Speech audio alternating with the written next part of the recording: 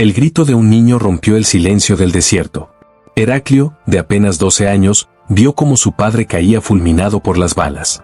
Solo alcanzó a gritar, «¡Papá!», antes de esconderse tras un nopal, con el corazón latiendo como tambor de guerra.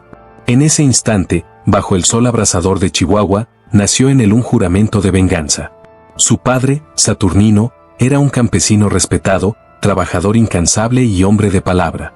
Aquel día había recibido el llamado de los guardias de don Epifanio Vargas, uno de los terratenientes más poderosos de la región. Aunque Heraclio le rogó que no saliera, Saturnino lo tranquilizó con una frase que quedaría grabada para siempre en la memoria de su hijo. Hombre cobarde es el que huye del llamado. Los 5 guardias blancos de don Epifanio lo esperaban afuera. Uno de ellos lanzó la acusación. «¿Dónde está el pago de la deuda, desgraciado?». Confundido, Saturnino respondió que ya había liquidado todo en la oficina del patrón, con recibo en mano. Pero la verdad poco importaba. La orden estaba dada. 3 disparos fueron suficientes, uno en el pecho, otro en el vientre y el último, brutal, como si quisieran asegurarse de que el niño entendiera la crueldad del mundo. Heraclio, escondido, lo vio todo. Vio cómo la sangre de su padre manchaba la tierra roja, mientras los asesinos reían y montaban sus caballos como si nada hubiera pasado. Esa escena, vivida en silencio y terror, se convirtió en la raíz de una promesa: algún día volvería para vengar esa muerte. Esa noche, el pequeño arrastró el cuerpo de su padre bajo un mezquite. Cavó una tumba con sus propias manos, entre lágrimas y tierra seca. Mientras enterraba a Saturnino, juró sobre su sangre: un día regresaré, y cuando lo haga, ninguno de ellos será suficiente para contener mi furia. Con el amanecer, Heraclio huyó.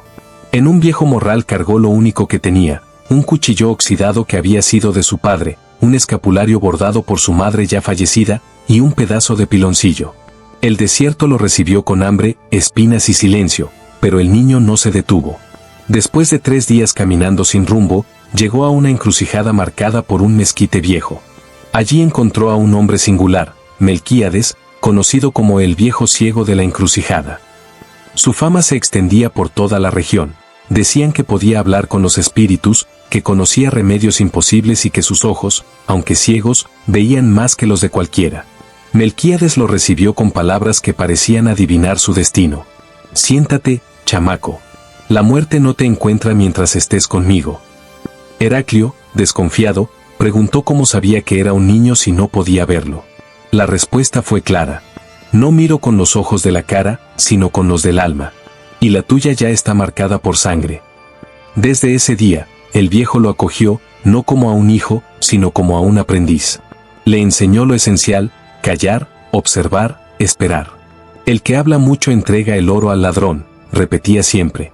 Heraclio creció entre enseñanzas prácticas y duras pruebas. Aprendió a cazar, a reconocer plantas que curaban y otras que mataban, a moldear el barro y a escuchar la naturaleza como si hablara. Con el tiempo, también aprendió a manejar un cuchillo hasta convertirlo en una extensión de su propio brazo. A los 15 años ya podía cortar una rama en movimiento o acertar a una hoja que caía antes de tocar el suelo. El viejo también lo preparó para la paciencia. La venganza es como el maguey, tarda años en madurar, pero cuando lo hace, da fruto fuerte. El niño que una vez huyó herido se convirtió en un joven endurecido. A los 17 años, Melquíades lo sentó frente a él para revelarle la verdad completa. Sacó un periódico viejo, amarillento, donde aparecía la foto de un hombre gordo, trajeado y con sombrero de Panamá. Debajo, el encabezado decía: «Don Epifanio Vargas expande su imperio en el norte». Melquíades señaló la imagen y dijo: «Ese es el hombre que ordenó matar a tu padre. Pero él nunca se ensucia las manos. Tiene a 5 hombres que hacen el trabajo sucio por él». Entonces le describió a cada uno de los asesinos. Filemón el Piojo, un tirador certero. Teófilo cara de cráter, marcado de por vida por una pelea brutal. Anacleto el perro rabioso, cruel hasta con su propia madre. Abundio el carnicero, famoso por arrancar dientes antes de matar. Bartolo el seco, tan despiadado que hasta las moscas lo evitaban. Heraclio escuchó en silencio, grabando cada nombre en su memoria como si tallara en piedra. Esa noche no durmió. Se quedó mirando las estrellas, repitiéndose que tarde o temprano llegaría el momento de enfrentarlos. Ya no era un niño. Era un hombre en formación, con un propósito claro: hacer justicia. El polvo del camino se levantaba como espíritu cansado bajo las pisadas del joven. 3 días llevaba caminando Heraclio, ahora conocido como el Cuervo, hasta llegar a los límites del rancho Tierra Colorada. Desde lo alto del cerro vio las casas de adobe, las trojes repletas de maíz, las vacas pastando en los potreros verdes. Era tierra rica, pero teñida con la sangre de los pobres que la trabajaban sin paga justa.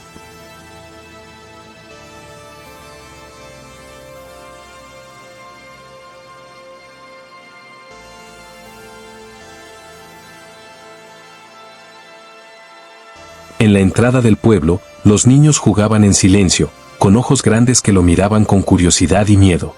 Las mujeres lavaban ropa en el arroyo, calladas como si hasta el agua escuchara. Nadie se atrevía a preguntar quién era ese muchacho del sombrero ancho y mirada de acero. El rumor corrió de boca en boca, vino uno nuevo, trae ojos de lumbre y sombra en la espalda. El Cuervo entró en la cantina del pueblo, un jacal con techo de lámina que sudaba calor. El olor a mezcal rancio, sudor y humo de cigarro llenaba el aire. Tras la barra, el cantinero lo miró de reojo, limpiando un vaso con trapo sucio. «¿Qué se le ofrece, forastero?», preguntó con voz temblona. «Un trago y un nombre», respondió Heraclio, dejando caer una moneda en la mesa. El silencio se hizo más pesado que la tierra. Todos sabían qué nombres eran los que traía el viento con ese hombre. Y fue entonces que, como lobo solitario, apareció Filemón el Piojo, otro de los 5 que habían matado a Saturnino. Flaco, huesudo, con ojos hundidos y una sonrisa torcida que mostraba dientes podridos. Colgaba de su hombro un rifle Mauser, el mismo con el que alguna vez había presumido tumbar sopilotes en pleno vuelo. «¿Y a ti quién te manda, muchachito?», preguntó Filemón, escupiéndose las manos antes de agarrar la botella en su mesa. «Nadie me manda. Nomás vengo a saldar cuentas». El cantinero se persignó. Algunos hombres se levantaron deprisa, arrastrando sillas para salir antes de que la tragedia se desatara. Filemón soltó una carcajada hueca. «¿Cuentas? Aquí el único que cobra soy yo, y cobro con plomo». Ni siquiera terminó la frase cuando desenfundó su pistola. Pero el Cuervo era más rápido. Con un movimiento seco, arrojó su navaja que voló como relámpago y se clavó en la mano de Filemón, haciéndolo soltar el arma. El grito llenó la cantina. Heraclio avanzó, levantando el viejo Mauser que cargaba desde niño. «Por cada gota de sangre de mi padre, vas a pagar, desgraciado». El disparo retumbó como trueno en la sierra.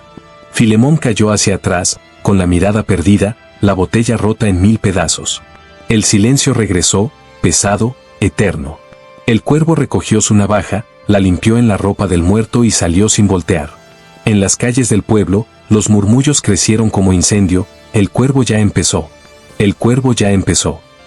Esa noche, sentado bajo el cielo abierto, Heraclio sintió la voz de Melquíades en su memoria: «La venganza es lenta, chamaco. Pero una vez que prende, nadie la apaga».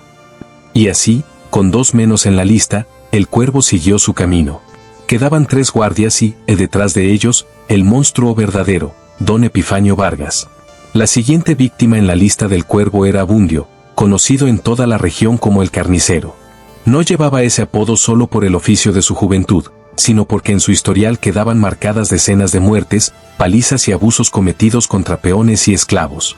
Fue uno de los 5 guardias blancos que mataron al padre de Heraclio y, a diferencia de los demás, no se conformó con el pago inmediato.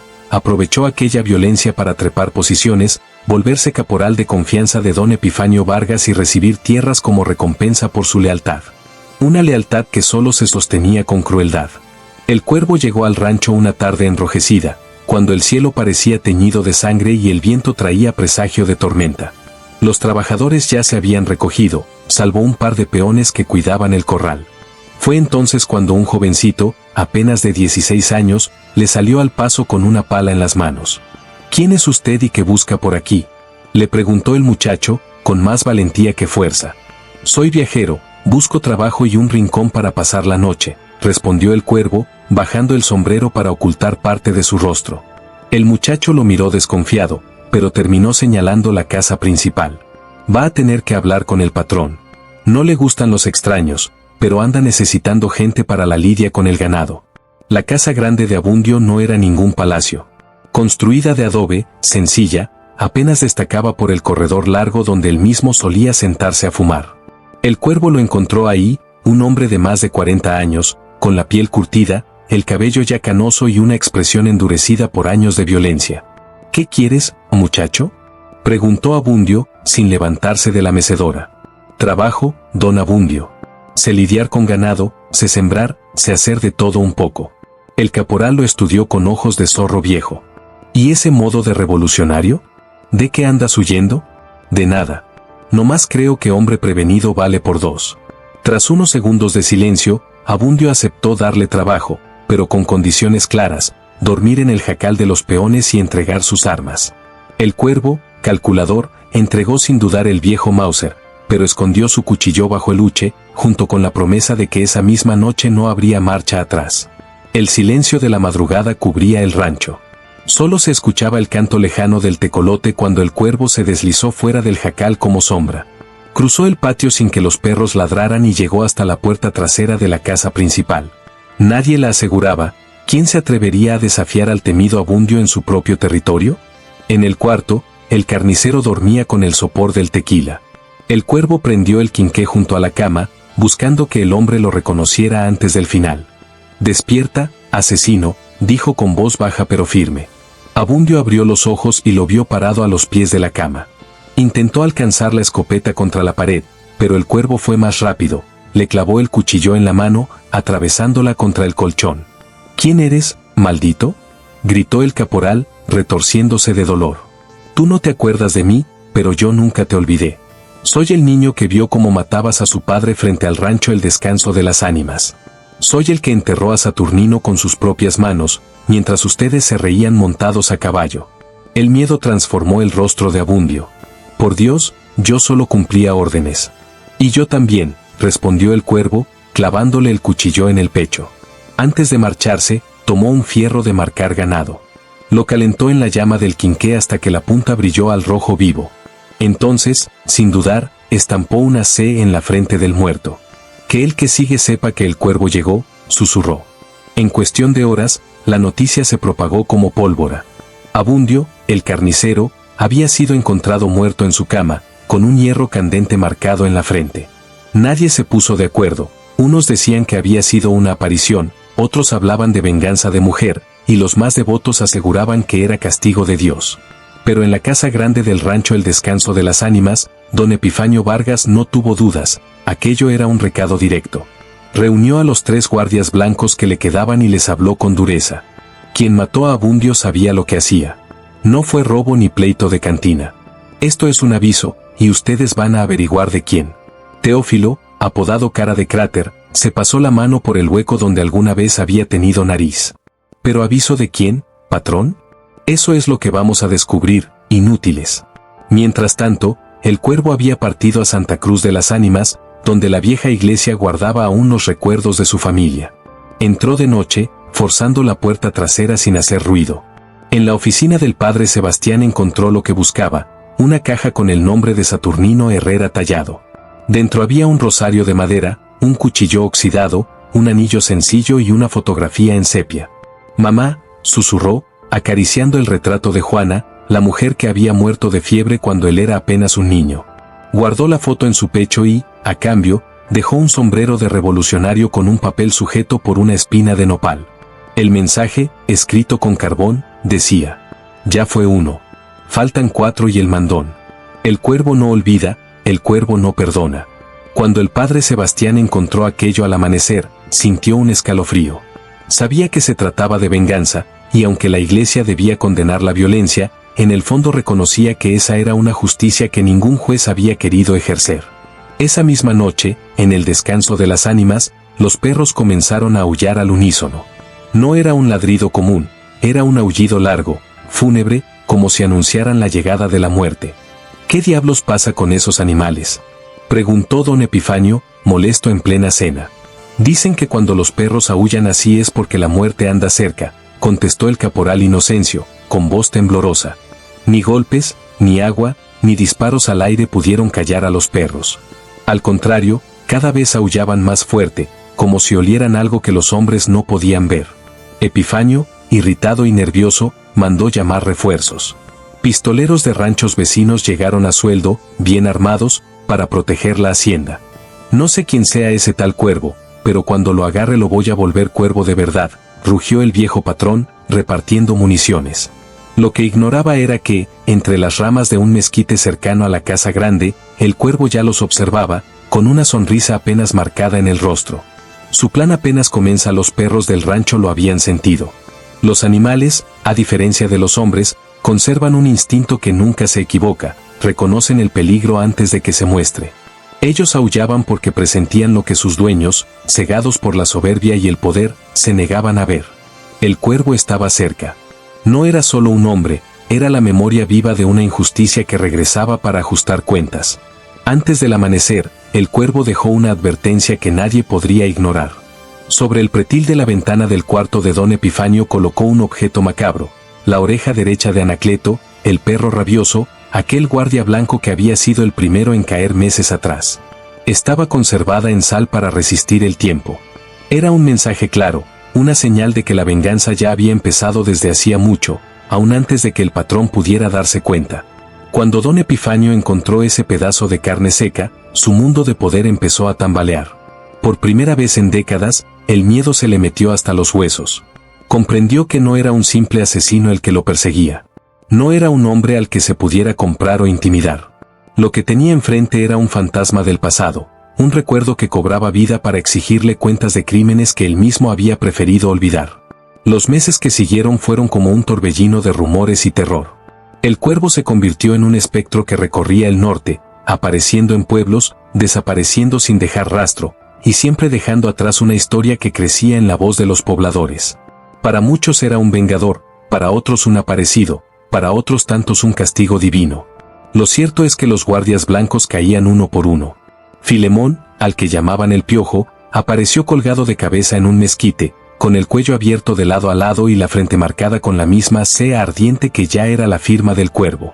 Teófilo, conocido como Cara de Cráter, corrió con peor suerte. Fue sorprendido mientras se bañaba en un tanque bajo de agua y quedó amarrado de manera que solo podía mantener fuera del agua el agujero que tenía en la cara. Murió lentamente, ahogado, sin que nadie pudiera socorrerlo. El mensaje era contundente, no era casualidad, no era azar. Se trataba de un plan calculado, uno que avanzaba sin pausa hacia su destino final. Ahora solo quedaban dos objetivos: Bartolo el Seco, el más peligroso de todos los guardias blancos, y el mismísimo don Epifanio Vargas. Fue entonces cuando el cuervo decidió regresar a la casa del viejo Melquíades, su maestro, buscando consejo para el cierre de su venganza. Pero lo que encontró lo dejó marcado. La puerta de adobe estaba tumbada, las paredes mostraban señales de pelea. Dentro, el anciano yacía en el suelo, golpeado, herido con cuchillo, apenas respirando.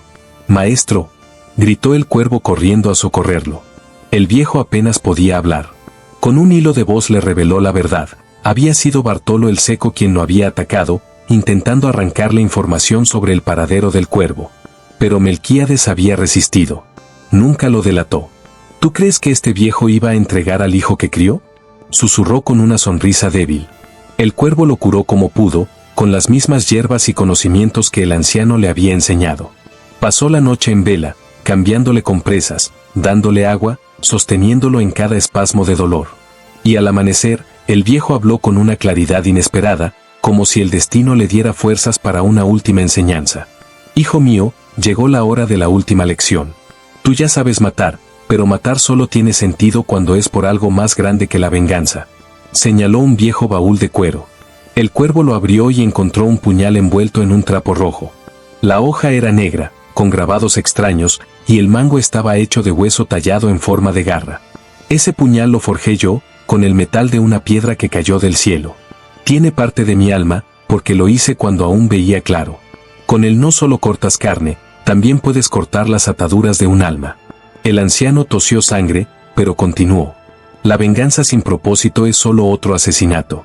Pero la justicia libera tanto a quien la recibe como a quien la ejecuta. Prométeme que cuando todo termine vas a buscar vivir sin odio, porque si no, todo lo que hiciste será en vano». El cuervo quiso responder, pero el maestro no le dio tiempo. Murió esa misma mañana. Con lágrimas en los ojos, el vengador lo enterró bajo el mezquite de la encrucijada, con una cruz de madera sencilla. Esa fue la primera vez en años que lloró. Y en silencio, Juró que su venganza ya no sería solo personal, tendría un propósito más grande. Mientras tanto, Bartolo el Seco se había convertido en un hombre acorralado por el miedo. Recorrió los pueblos del norte con 10 hombres armados, ofreciendo 100 pesos de oro a cualquiera que revelara dónde se escondía el cuervo. Pero el silencio era la única respuesta. El respeto por el vengador era más fuerte que el miedo al pistolero. Y entonces llegó la tarde de la emboscada.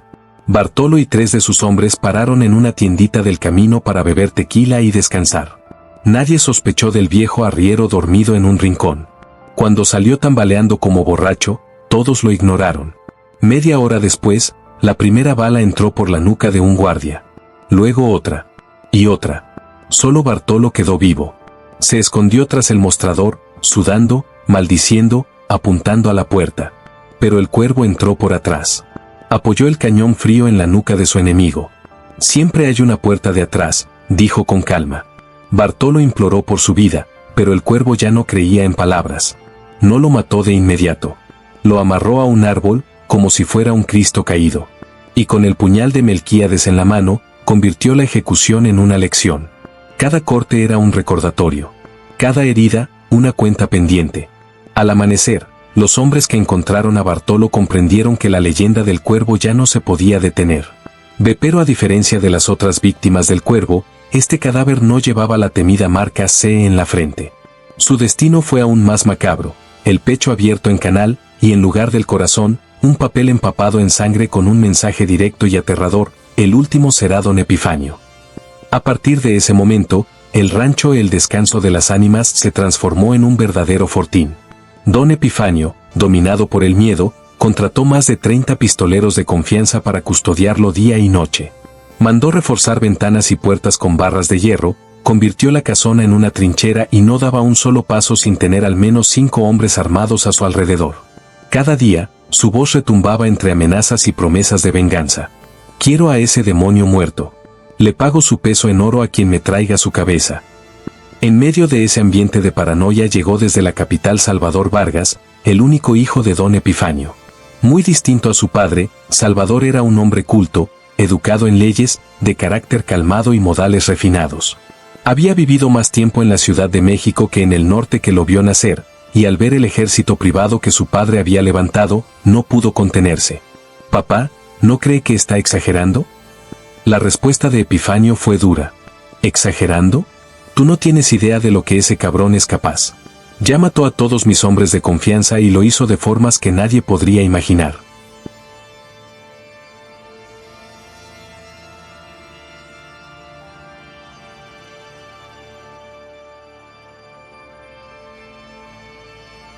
Salvador no replicó, pero en silencio empezó a cuestionarse lo mismo que muchos en el pueblo murmuraban: ¿qué motivo podía tener alguien para convertirse en un asesino tan implacable? La conversación fue interrumpida por un caporal que anunció la llegada de un viajero que pedía hablar con Salvador. Tras revisar al hombre para asegurarse de que no representaba amenaza, lo dejaron entrar. Era un sujeto flaco, con barba crecida y ropa sencilla pero limpia. Traía un morral de cuero al hombro y en las manos sostenía un sombrero de palma en señal de respeto. ¿Usted es el licenciado Salvador? Soy yo. ¿En qué puedo ayudarle? Necesito hablar con usted a solas. Es asunto de familia. Aunque Epifanio desconfiaba, Salvador accedió. Se sentaron en el corredor, a la vista de todos pero fuera del alcance de los oídos. El viajero fue directo. Conocí muy bien a su padre. ¿Sabe realmente cómo consiguió todas estas tierras? ¿Sabe cuántas familias echó? ¿Cuántos hombres mandó matar? Las palabras golpearon a Salvador. En el fondo siempre sospechó que la versión de su padre sobre esfuerzo y trabajo honesto no cuadraba del todo. El hombre abrió su morral y sacó una escritura amarillenta con más de 20 años de antigüedad. Esta tierra, El Descanso de las Ánimas, pertenecía a un hombre llamado Crisanto Herrera. Su padre falsificó documentos, sobornó jueces y cuando nada funcionó, mandó matar a Crisanto y a su hijo Saturnino. Salvador sintió la sangre helarse en sus venas. ¿Está diciendo que mi padre es un asesino? Le estoy diciendo que construyó este imperio sobre sangre inocente. Y ahora está pagando por ello. El licenciado lo miró con recelo. ¿Y cómo sabe todo eso? Porque yo estaba ahí. Yo era uno de sus guardias blancos. Y cargué esa culpa toda mi vida. El hombre aclaró que no era el cuervo, solo alguien que buscaba redimirse antes de morir. Intrigado y perturbado, Salvador investigó por su cuenta. Revisó archivos, habló con ancianos del lugar, y las piezas encajaron. La fortuna de los Vargas era fruto del crimen y la corrupción. Una noche, Salvador cabalgó hasta una cabaña abandonada en lo que habían sido tierras de los Herrera. Allí lo esperaba el cuervo, el puñal oscuro brillando bajo la luz de las estrellas. «No vine a pelear», dijo Salvador con las manos en alto. «Sé por qué haces esto, y sé que mi padre merece pagar. Solo te pido que después de que cumplas tu venganza, dejes en paz a las familias inocentes que no tienen culpa de sus crímenes». El cuervo lo miró con frialdad. Tenía un rostro joven, pero unos ojos marcados por el dolor y la rabia acumulada por generaciones.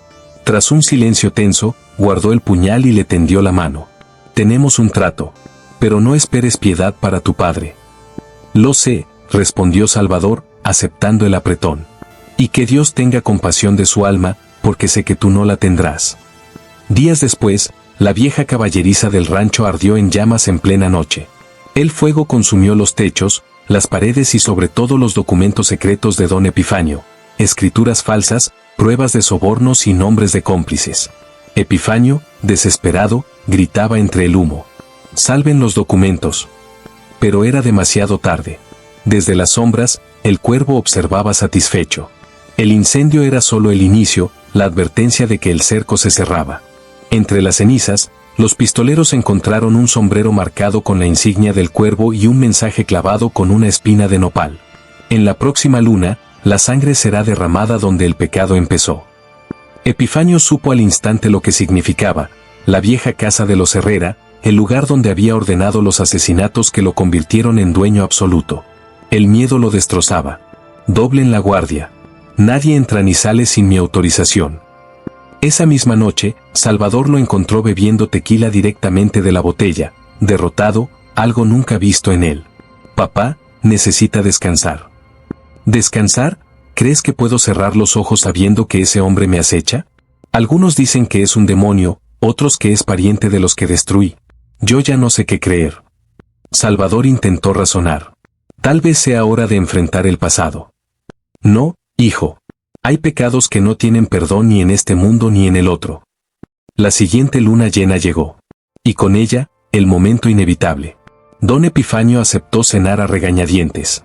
Sobre la mesa de caoba se sirvió un banquete como pocas veces en esas tierras: cabrito guisado con verdolagas, frijoles refritos, tortillas de harina recién hechas y vino tinto traído de España. Ese vino era uno de los pocos lujos que el viejo patrón aún se permitía, un recordatorio de los tiempos en que se sentía invencible. «¿Dónde están los pistoleros?», preguntó con voz áspera, mirando de reojo puertas y ventanas. «Están rodeando la casa, papá», respondió Salvador. 20 hombres armados afuera y otros 10 cuidando los caminos. «Nadie se acercará».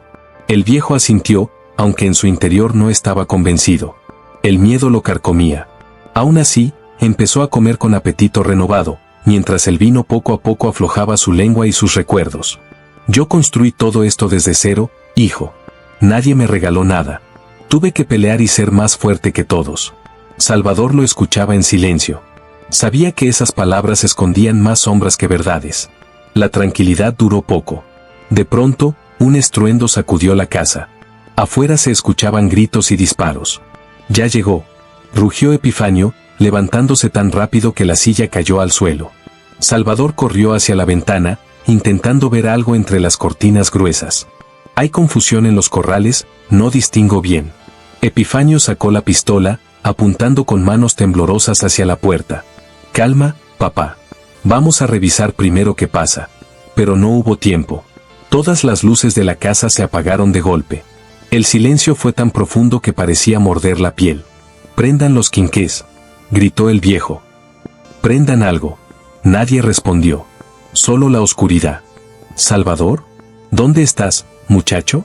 El silencio fue interrumpido por una voz distinta, firme y helada. «Su hijo ya no está aquí, don Epifanio. Ahora somos solo usted y yo». Epifanio disparó hacia la voz.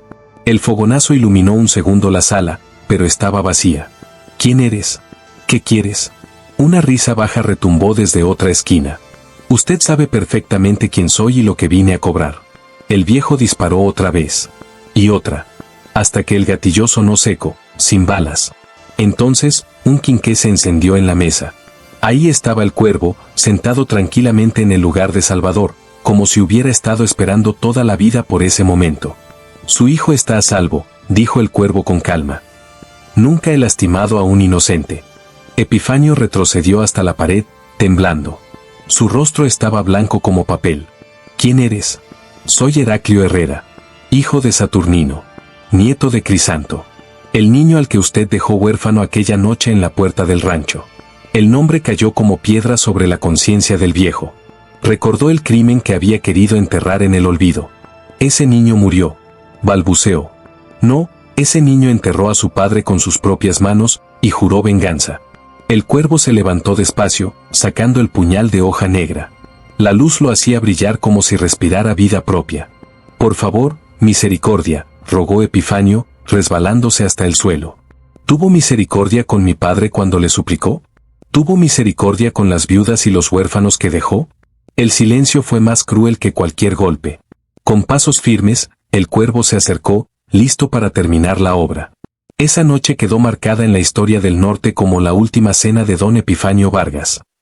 La noticia corrió por todo el estado. El poderoso hacendado había sido hallado muerto en su propia casa, con el cuerpo marcado igual que los otros hombres eliminados por el cuervo.